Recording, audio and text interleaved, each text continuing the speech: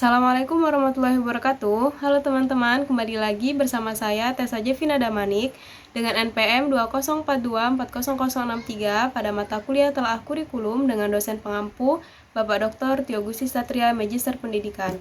Minggu lalu, kita sudah membahas materi mengenai elemen kurikulum 2013 dan kurikulum merdeka, di mana elemen pada minggu lalu kita membahas mengenai standar kompetensi lulusan, standar isi, dan zonasi serta domisili.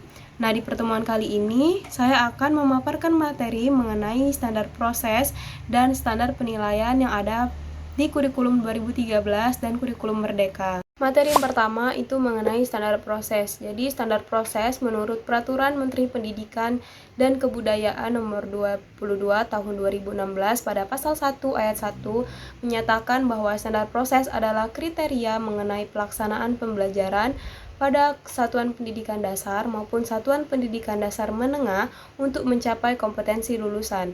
Standar proses bisa memberikan manfaat yang cukup signifikan pada pembelajaran, yaitu pembelajaran yang dilakukan oleh guru selalu terarah, efektif, dan efisien, sehingga peserta didik bisa lebih mudah dalam mengimplementasikan ilmu yang sudah didapatkan oleh peserta didik tersebut.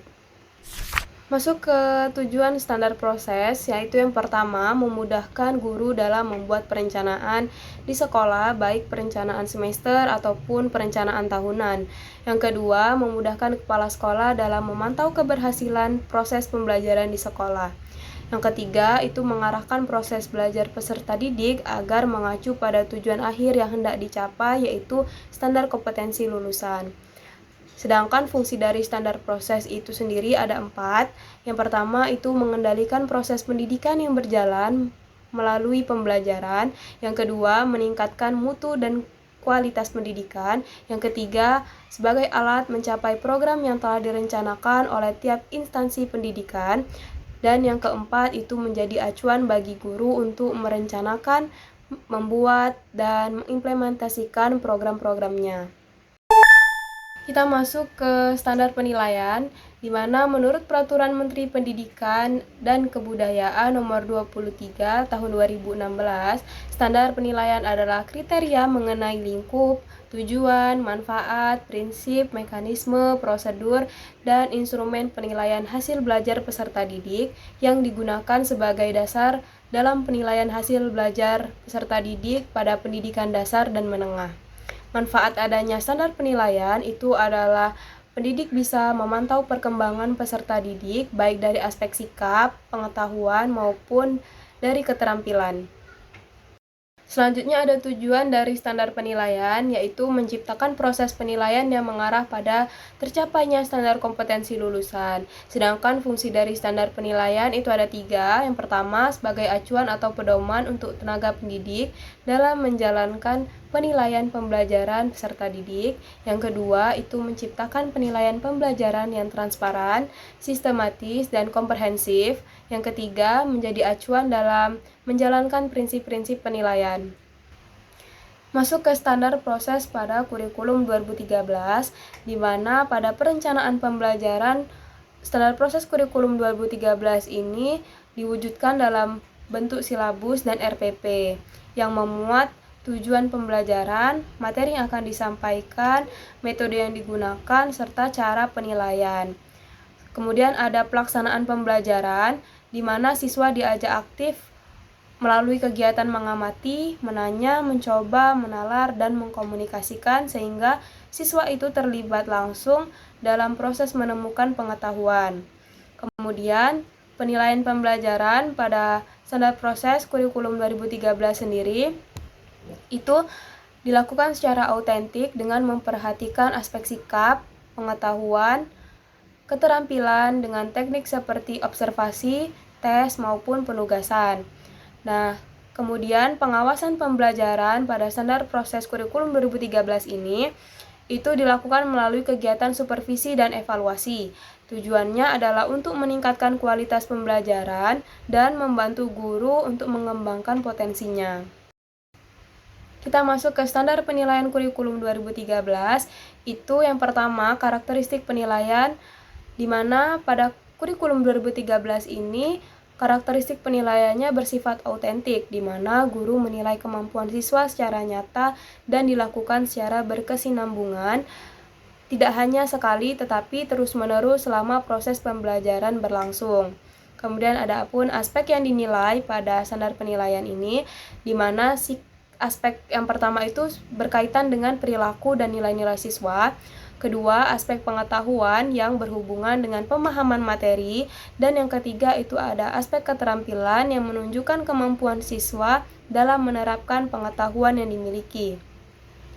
Adapun prinsip penilaian, pada standar penilaian kurikulum 2013 itu penilaian harus dilakukan secara objektif, adil, transparan, dan akuntabel. Artinya, penilaian tidak boleh dipengaruhi oleh faktor subjektif, harus terbuka dan dapat dipertanggungjawabkan hasilnya. Yang terakhir itu ada teknik penilaian. Nah, penilaian sikap biasanya dilakukan melalui observasi ataupun jurnal. Pengetahuan dapat dinilai melalui tes tertulis maupun lisan, sedangkan keterampilan itu bisa dinilai melalui praktik, proyek, ataupun portofolio. Masuk ke standar proses pada kurikulum Merdeka, di mana ada 4 poin yang akan kita bahas. Yang pertama itu mengenai perencanaan pembelajaran. Jadi, guru menyusun perangkat ajar seperti modul ajar yang lebih sederhana, fleksibel, dan disesuaikan dengan kebutuhan siswa, dengan tujuan pembelajaran yang jelas dan kegiatan mengajar yang lebih bermakna. Yang kedua itu ada pelaksanaan pembelajaran, di mana pada pelaksanaan pembelajaran ini berpusat pada siswa dan guru itu berperan sebagai fasilitator yang membimbing siswa untuk mengeksplorasi pengetahuan. Pembelajaran dengan diskusi, proyek, maupun kegiatan berbasis masalah agar siswa itu dapat berpikir kritis. Yang ketiga itu ada pembelajaran berbasis proyek, di mana dalam proyek penguatan profil pelajar Pancasila, siswa belajar dari pengalaman langsung sehingga nilai-nilai karakter dapat berkembang secara alami. Dan poin yang keempat, itu ada pengawasan pada pembelajaran standar proses kurikulum Merdeka, di mana pengawasan ini dilakukan melalui pendampingan yang kolaboratif, jadi bukan hanya sekedar penilaian saja. Adapun standar penilaian pada kurikulum Merdeka itu dilihat dari jenis penilaiannya, di mana pada penilaian kurikulum Merdeka terdiri dari penilaian formatif dan sumatif, di mana penilaian formatif dilakukan selama proses belajar untuk memberikan umpan balik, sedangkan penilaian sumatif itu dilakukan di akhir pembelajaran untuk melihat pencapaian siswa. Adapun aspek yang dinilai pada standar penilaian kurikulum Merdeka sendiri itu lebih menekankan pada pemahaman konsep dan kemampuan siswa untuk menerapkan pengetahuan. Jadi guru tidak hanya menilai hasil akhir, tetapi juga proses belajar yang dilalui siswa. Selanjutnya ada teknik penilaian. Guru dapat menggunakan teknik penilaian seperti observasi, penugasan, proyek, tes, dan portofolio, di mana teknik ini bisa dipilih sesuai dengan tujuan pembelajaran agar lebih relevan dan bermakna. Kemudian ada umpan balik, di mana guru memberi masukan yang membangun agar siswa itu mengetahui kekuatan dan hal yang perlu diperbaiki, sehingga mereka dapat berkembang secara berkelanjutan. Kesimpulan dari materi yang sudah saya sampaikan secara sederhana, kurikulum 2013 dan kurikulum Merdeka sama-sama bertujuan meningkatkan kualitas pembelajaran dan mengembangkan potensi siswa secara menyeluruh, namun memiliki pendekatan yang berbeda, di mana kurikulum 2013 ini cenderung lebih terstruktur dengan langkah pembelajaran yang jelas serta penilaian yang mencakup sikap, pengetahuan, dan keterampilan secara sistematis. Sedangkan pada kurikulum Merdeka sendiri itu mereka lebih fleksibel, di mana berpusat pada kebutuhan siswa dan menekankan pembelajaran konstekstual serta penilaian yang berfokus pada proses umpan balik dan perkembangan siswa secara berkelanjutan.